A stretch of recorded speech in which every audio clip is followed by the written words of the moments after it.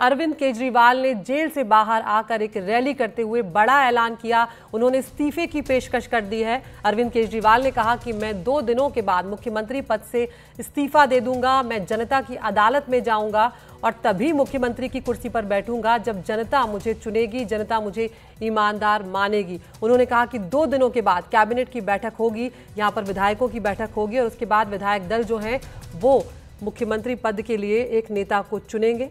तो आम आदमी पार्टी से कोई और नेता मुख्यमंत्री बनेगा, ये भी केजरीवाल ने कहा। उन्होंने कहा कि मनीष सिसोदिया और मेरे ऊपर कई आरोप लगाए गए, हमें भ्रष्टाचारी कहा गया और अब हम जनता की अदालत में जाएंगे और जनता तय करे कि हम ईमानदार हैं या हम गुनहगार हैं। और उन्होंने कहा कि मैं और मनीष सिसोदिया दिल्ली की एक जनता के पास जाएंगे, हर घर में हम जाएंगे और हम बात करेंगे और हम पूछेंगे कि लोग हमारे बारे में क्या सोचते हैं और जब लोग मुझे ईमानदार मानकर वोट करेंगे तभी मैं कुर्सी पर वापस बैठूंगा। तो यहाँ पर एक और बड़ी बात अरविंद केजरीवाल ने कही है कि वो ये अपील करते हुए नजर आए कि फरवरी की बजाय दिल्ली के चुनाव जो हैं विधानसभा चुनाव वो नवंबर में ही करवाए जाएं। तो एक नया दांव यहाँ पर अरविंद केजरीवाल जो है वो खेलते हुए नजर आए हैं।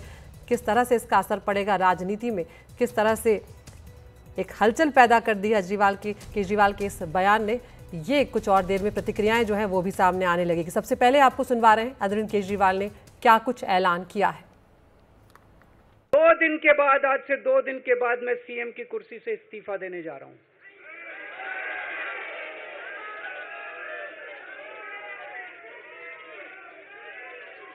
और मैं तब तक सीएम की कुर्सी पे नहीं बैठूंगा जब तक जनता अपना फैसला ना सुना दे।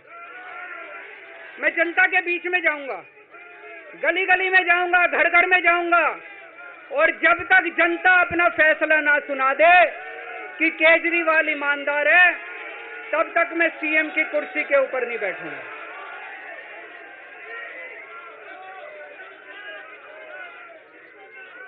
आज से कुछ महीने बाद चुनाव है, दिल्ली के चुनाव है।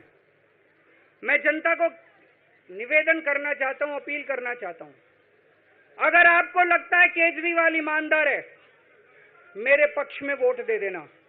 अगर आपको लगता है केजरीवाल गुनहगार है, मेरे को वोट मत देना। फरवरी में चुनाव है। आज इस मंच से मैं मांग करता हूं कि ये चुनाव नवंबर में कराए जाएं, महाराष्ट्र के साथ कराए जाएं, तुरंत कराए जाएं चुनाव। और जब तक आपका फैसला नहीं आएगा तब तक मैं जिम्मेदारी नहीं संभालूंगा। और मैं जब तक चुनाव नहीं होते, मैंने जैसे बताया 2 दिन के बाद मैं अपना इस्तीफा दूंगा। जब तक चुनाव नहीं होते तब तक मेरी जगह आम आदमी पार्टी से कोई और मुख्यमंत्री बनेगा। अगले 2-3 दिन के अंदर विधायक दल की मीटिंग होगी और विधायक दल की मीटिंग में अगले मुख्यमंत्री के नाम का तय किया जाएगा। मनीष जी का भी कहना है कि ये दिल्ली के उप मुख्यमंत्री और शिक्षा मंत्री और मंत्री का पद तभी संभालेंगे जब दिल्ली की जनता कहेगी कि मनीष सिसोदिया ईमानदार है। तो मैं और मनीष सिसोदिया, हम दोनों का फैसला आपके हाथ में है, जनता के हाथ में है। हम दोनों जनता की अदालत में जा रहे हैं, गली गली जाएंगे, जनता के बीच में जाएंगे और उनसे पूछेंगे, अगर जनता कहेगी ईमानदार है तो हम आके इसकी कुर्सी पे बैठेंगे। तो यहाँ पर सुना आपने, अरविंद केजरीवाल ने बड़ा ऐलान कर दिया। इस्तीफे की पेशकश उन्होंने कर दी है, कहा है कि मैं 2 दिनों के बाद इस्तीफा दूंगा। मैं और मनीष सिसोदिया जनता की अदालत में जाएंगे और जब आप हमें चुनकर वापस भेजेंगे तभी हम पद संभालेंगे, तभी मनीष सिसोदिया शिक्षा मंत्री या कोई और पद संभालेंगे और तभी मैं मुख्यमंत्री की कुर्सी जो है यहाँ पर संभालूंगा। आपको ये भी बता दें कि कुछ वक्त पहले ही अरविंद केजरीवाल जो है उन्हें जमानत मिली है यहाँ पर और कई तरह की शर्तें यहाँ पर कोर्ट ने उन्हें जमानत देते वक्त लगाई है। सशर्त जमानत दी गई थी जिसके मुताबिक अरविंद केजरीवाल ना तो मुख्यमंत्री कार्यालय जा सकते हैं और ना ही वो सचिवालय जा सकेंगे। किसी भी सरकारी फाइल पर भी दस्तखत नहीं कर सकेंगे जब तक ऐसा करना बेहद ज़रूरी ना हो, ये कोर्ट की तरफ से निर्देश दिया गया। अपने ट्रायल को लेकर कोई सार्वजनिक बयान या टिप्पणी नहीं करने का निर्देश उन्हें दिया गया। किसी भी गवाह से किसी तरह की बातचीत नहीं करने की हिदायत उन्हें दी गई और ये जो उनका केस चल रहा था शराब घोटाले से जुड़ा हुआ, इस केस से जुड़ी किसी भी आधिकारिक फाइल तक पहुंच नहीं रखने की बात भी यहाँ पर केजरीवाल को कही गई। तो इस सब के बाद यहाँ पर अरविंद केजरीवाल जो है उन्होंने अब ये ऐलान किया है कि वो अपने पद से इस्तीफा दे देंगे। अब तमाम प्रतिक्रियाएं जो हैं वो भी यहाँ पर आने लगी है। बीजेपी नेता मजिंदर सिंह सिरसा ने भी केजरीवाल के इस्तीफे को नाटक करार दिया है और कहा है कि ऐसा वो सुप्रीम कोर्ट के आदेश की वजह से कर रहे हैं। अरविंद केजरीवाल जी ने अभी ऐलान किया कि वो 2 दिन बाद रिजाइन करेंगे और कहा कि जनता के बीच में फरमान लेके आएंगे और दोबारा तब मुख्यमंत्री बनेंगे। अरविंद केजरीवाल जी आपको एहसान नहीं कर रहे, कोई आप सेक्रीफाइस नहीं कर रहे। मानयोग सुप्रीम कोर्ट ने आपकी जमानत में लिखा है कि आप मुख्यमंत्री कुर्सी से दूर रहेंगे, कोई फाइल साइन नहीं कर सकते, इसलिए आपके पास विकल्प नहीं है। मानयोग सुप्रीम कोर्ट के ऑर्डर के चलते आपको रिजाइन करना पड़ रहा है। और आपने कहा मैं जनता के बीच में जाऊंगा। जनता ने तो 3 महीने पहले ही आपको फरमान सुनाया है। जब आपने कहा था जेल या बेल, लोगों ने कहा जेल, और आपको 7 सीटों पे हराया और वापस जेल भिजवाया।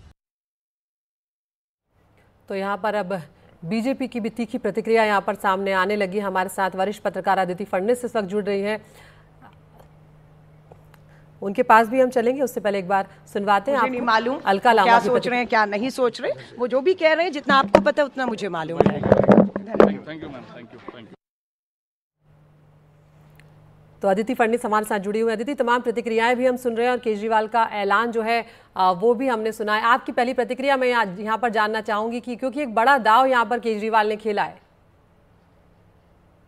निश्चित तौर पर, और मेरे ख्याल से प्रतिकूल स्थिति को अपनी तरफ कैसे अनुकूल बनाएं, इसके मास्टर हैं केजरीवाल। इससे उनसे ज्यादा ये चीज कोई और नहीं समझता है।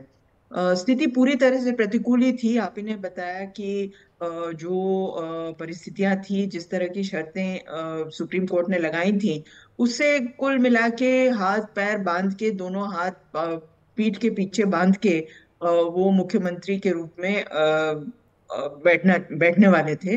लेकिन अब वो स्थिति पूरी तरह से बदल गई है। उन्होंने कहा है कि मुझे ये पद चाहिए ही नहीं। और हमारे देश में जिस तरह से लोग मतलब पूरी तरह से चिपक के कुर्सी से बैठते हैं, वहां उस परिस्थिति में अगर एक आदमी कहता है कि मुझे ये पद नहीं चाहिए और मैं बाद में देखूंगा कि क्या लोग मुझे इसके ये डिजर्व करता हूं मैं, तो फिर मेरे ख्याल से ये बहुत बड़ी चीज है और निश्चित तौर पर ये उनके फेवर में जाएगा। बिल्कुल अदिति जी, यहाँ पर एक और बड़ी बात वो कह रहे हैं कि चुनाव जो है वो दिल्ली के विधानसभा चुनाव फरवरी की बजाय नवंबर में करवाए जाएं। तो ऐसे में अगर पहले चुनाव होते हैं तो आपको लगता है कि यहाँ पर आम आदमी पार्टी जो है उसे और ज़्यादा वेटेज मिल जाएगा, क्योंकि केजरीवाल ने अपनी कुर्सी भी एक तरह से छोड़ दी होगी और जनता के बीच जाने की वो बात कर रहे हैं। वो कह रहे हैं मैं घर घर जाऊँगा, लोगों से मिलूंगा, बात करूँगा। कि इसके दो आउटकम हो सकते हैं। पहली बात तो ये कि भाजपा नहीं चाहेगी कि केजरीवाल की सरकार या जो पूर्व मुख्यमंत्री की सरकार है वो किसी तरह से मतलब वो कुल मिला के लंगड़ा कर ही काम करे।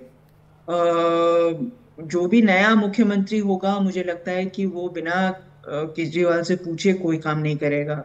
तो एक तरह से वो सिफर होगा और बार बार ये चीज याद दिलाएगी, मतलब भाजपा इस बात की याद दिलाएगी वोटरों को कि जो मुख्यमंत्री है वो एक तरह से फर्जी मुख्यमंत्री ही है। लेकिन वो काम भी करेगा और या करेगी, और जिस तरह से काम करेंगे वो लोग, वो भी अपने आप में एक स्टेटमेंट है। तो दोनों चीजें हो सकती हैं। एक तो ये ऐसा हो सकता है कि भाजपा की बात कि जो मुख्यमंत्री है वो असल मुख्यमंत्री नहीं है, वो भी हो सकता है।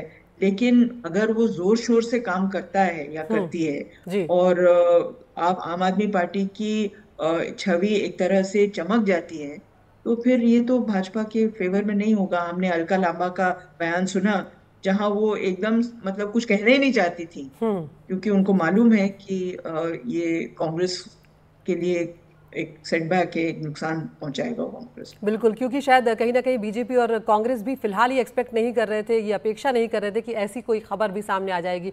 अदिति, आप बने रहिए हमारे साथ। हमारे सहयोगी शरद शर्मा भी हमारे साथ जुड़ गए हैं। शरद, आप लंबे वक्त से आम आदमी पार्टी को कवर कर रहे हैं और आपने देखा है कि केजरीवाल कितने मंझे हुए राजनीतिज्ञ जो हैं वो हो गए हैं, और इस मौके पर जिस तरह की शर्तें कोर्ट की तरफ से लगाई गई थी और जिस तरह की परिस्थितियां उनके लिए खड़ी हुई थी, शायद इससे बेहतर मूव शरद हो नहीं सकता था। बिल्कुल, देखिए ये बात सही है कि उनके ऊपर शर्तें लगाई गई थी, लेकिन उसके बावजूद भी अगर वो चाहते तो मुख्यमंत्री बने रह सकते थे। और आगे अभी बात चल रही थी कि जो शर्तें उनके ऊपर लगाई गई थी, पाबंदियां लगाई गई थी, उसके लिए वो मॉडिफिकेशन पिटीशन कोर्ट में दाखिल कर सकते हैं। ये बात उनके वकीलों की तरफ से कही जा रही थी और ये चर्चा थी कि हो सकता है कि कोर्ट उनको रियायत दे दे, क्योंकि आम जनता के हित में अदालत जो है ऐसी रियायतें दे दिया करती है।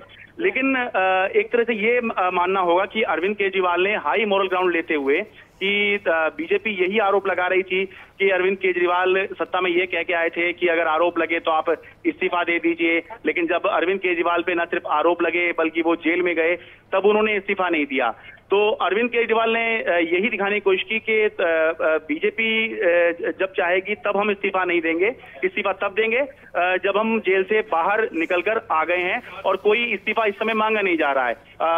आपने देखा ही होगा, इस समय तो इस्तीफे की बात ही नहीं हो रही है, बात ये हो रही है कि अब अरविंद केजरीवाल आगे क्या करेंगे। तो उस समय एक हाई मॉरल ग्राउंड लेने की कोशिश की है और एक तरह से बीजेपी का जो ये अटैक है उसको काउंटर करने की कोशिश अरविंद केजरीवाल ने की है कि ये जो आरोप लगाया था, बीजेपी ने लगा रही थी लगातार कि अरविंद केजरीवाल सत्ता के लालची हो गए हैं और पद नहीं छोड़ रहे हैं, तो अब जब वो पद छोड़ेंगे तो इसको काउंटर करने की कोशिश वो करेंगे। लेकिन निश्चित रूप से एक बड़ा दाव है और अब दिल्ली वालों के ऊपर है, आम आदमी पार्टी के ऊपर है, किस तरह से अब वो दिल्ली के लोगों को इस बात को समझाएगी कि आखिर मुख्यमंत्री ने इस्तीफा क्यों दिया, दिल्ली की जनता ने जिसको चुना था आखिर उसने इस्तीफा क्यों दिया है और क्यों उसको दोबारा से चुनकर लाना है। क्योंकि अरविंद केजरीवाल का ये कहना है कि जब तक दोबारा चुन के नहीं आएंगे तब तक ना तो वो और ना ही मनीष सिसोदिया, दोनों में से कोई भी मुख्यमंत्री नहीं बनेगा। तो ये भी सवाल है कि अब अगला मुख्यमंत्री दिल्ली का कौन बनने वाला है। अगले 2 दिन में इस पर स्थिति स्पष्ट होगी।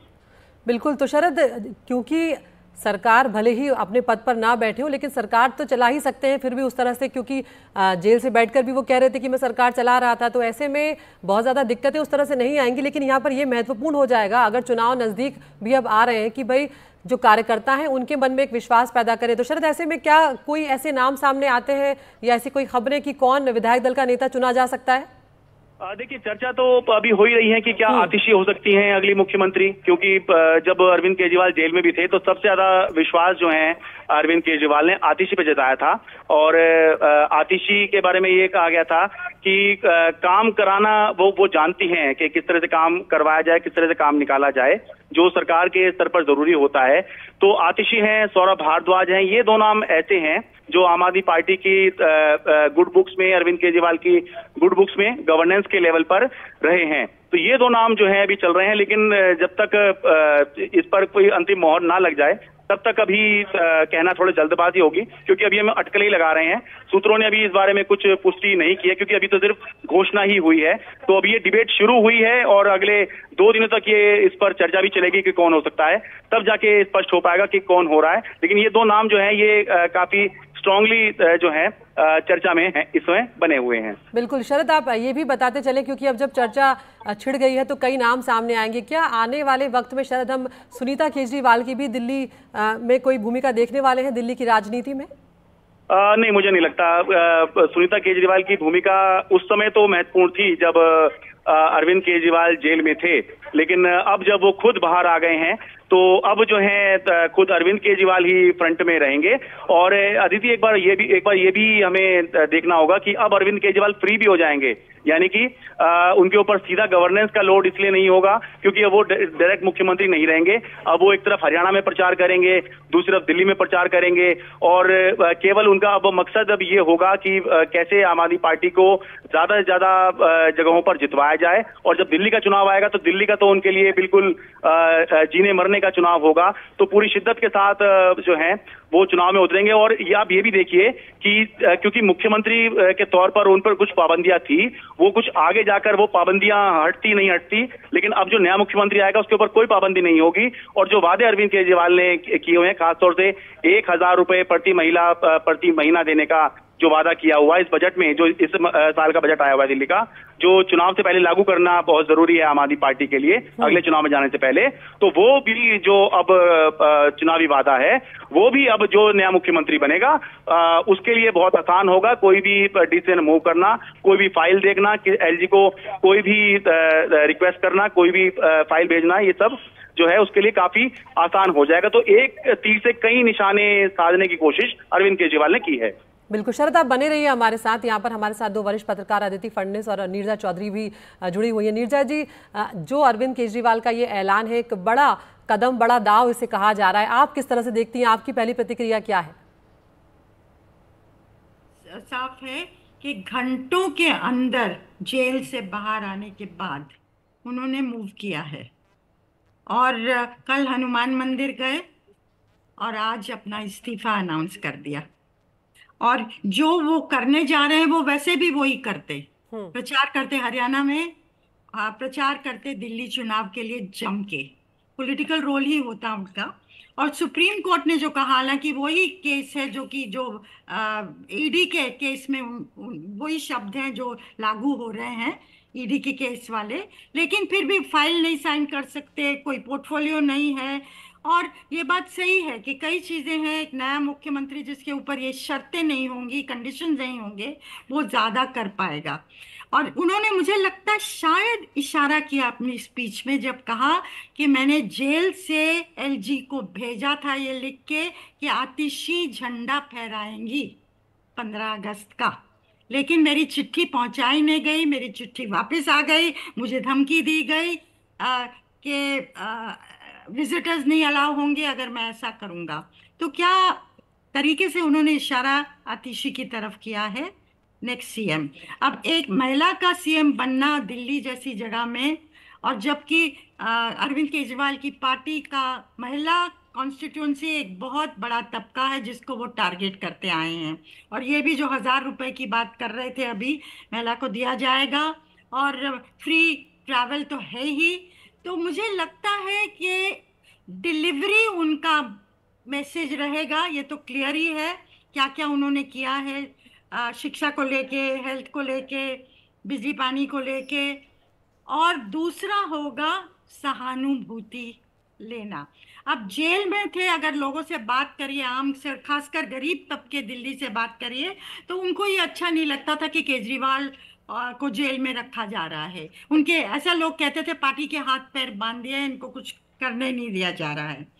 लेकिन सिंपैथी, बाहर आ गए तो सिंपैथी कितनी देर कायम रहती? अगर फरवरी में चुनाव है तो क्या 4-5 महीने कायम रहती? ऐसा होता नहीं है। लेकिन अब सिंपैथी एक नए तरीके से आएगी कि देखो इन्होंने इस्तीफा भी दे दिया और बीजेपी मांग भी कर रही थी, और वो कह रहे हैं आप लोग तय करिए कि ईमानदार या गुनाहगार। ये मेन मुद्दा, मेन स्लोगन है आज अब चुनाव का दिल्ली के। तो यहाँ पर नीरजा जी, ईमानदार या गुनाहगार, वो पुराने अपने उस पे जा रहे हैं, आपका जो थीम होता था, पुराना तरीका, पुरानी रणनीति। जी, तो नीरजा जी, यहाँ पर लोकसभा चुनाव में अगर हम देखें तो बीजेपी का पलड़ा भारी रहा है, लेकिन विधानसभा चुनाव में आम आदमी पार्टी जो है अपनी एक उसने पकड़ बना कर रखी हुई है। और जिस तरह से आपने सहानुभूति वोट की बात की, तो उसका फायदा यहाँ पर हो सकता है आम आदमी पार्टी को मिले। देखिए, वो देखने लायक चीज होगी, क्योंकि पहले जब लोकसभा चुनाव में दिल्ली के लोग भाजपा को देखते हैं, नेशनल चुनाव है, देखा है अभी तक, लेकिन विधानसभा में बिल्कुल अलग नजरिया हो जाता है। लेकिन एक बड़ा लेकिन है इस बार, और वो है कि कांग्रेस हर जगह रिवाइव कर रही है। बिल्कुल, लोग चाहते, कांग्रेस की वजह से नहीं, लेकिन रिवाइव कर रही है। लोग चाहते हैं कि कांग्रेस उभर के आए, और क्योंकि टक्कर देने के लिए नेशनल लेवल पे कांग्रेस ही है, ऐसा मानना है। तो क्या कांग्रेस से अलायंस किए बिना, जो कि लग रहा है अलायंस नहीं होगा, हालांकि चीजें बदल सकती हैं, बिल्कुल, तो क्या कांग्रेस काटेगी आम आदमी पार्टी की बेस? बिल्कुल, लेकिन ये बात तो तय है नीरजा जी और अदिति जी कि अब चुनाव जो है और ये जो राजनीति जो है खासकर दिल्ली की बेहद दिलचस्प हो गई है अरविंद केजरीवाल के इस मूव के बाद।